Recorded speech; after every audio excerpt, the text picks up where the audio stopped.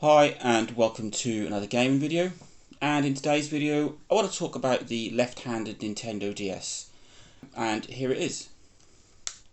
Nope, it is a regular DS because I'm pretty sure left-handed DSs don't actually exist, but I do want to talk about left-handed people and left-handed gaming. I'm a left-handed person. I've been playing video games for over 30 years and it's never been an issue before. Just like everything else, we learn to adjust. You just pick up a regular controller and use it in both hands, and I've played consoles like the Saturn, the Xbox, the PlayStation, Super Nintendo, Mega Drive. Never had a problem. Even regular handhelds like the Game Gear, the original Game Boy, which was my first console, the Sony PSP, never had a problem with them.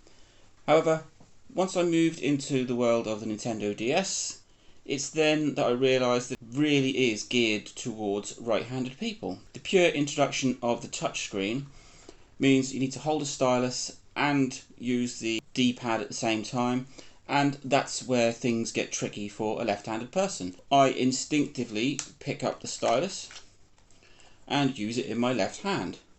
But then how do I use the D-pad at the same time? A right-handed person would be able to pick up the stylus in the right hand and use both at the same time. I can't, and most left-handed people can't either. It's not a massive problem. There are very few games that rely heavily on the touchscreen. There are some games like New Super Mario Bros. Which you need to use the touchscreen, but just the odd touch to get like a power up, etc. We can cope with that. I first noticed a big issue with Grand Theft Auto Chinatown Wars, one of my favourite games of all time on the DS, but you do need to use the stylus and the D-pad at the same time, and it's awkward for a left-handed person. I've played GTA Chinatown Wars a lot, and I always seem to get to this same mission where I've got to use the D-pad and the touchscreen, and it's a fumbled mess of trying to get through. And right now I'm on a mission where I just about run out of time, and I'm sure if I was right-handed and I could use my right hand for the stylus a lot easier, then I'd be able to complete the mission quicker. There are a few developers that kind of thought of this and allow you to swap between the D-pad and the X, Y, A, B buttons. So you can use the X, Y, A, B as a D-pad. That's fantastic. There are a few games I know that do that. You've got Skate It, Metroid Prime Hunters, and things like Brain Training actually ask you, when you're setting up, are you left or right-handed?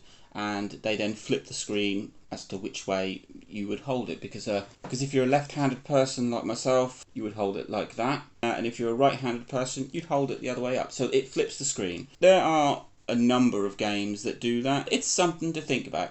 As a left-handed person, we learn to live in a right-handed world. Scissors are always an issue, but when I use a mouse or a trackpad, I use it in my right hand, so we do have to adjust. But the whole DS range is tricky for someone who is left-handed. I had a little bit of that issue on the Vita, but that doesn't rely on the touchscreen anywhere near as much. As I'm a big DS fan, I've got a nice collection of DSs, and I run into this issue all the time.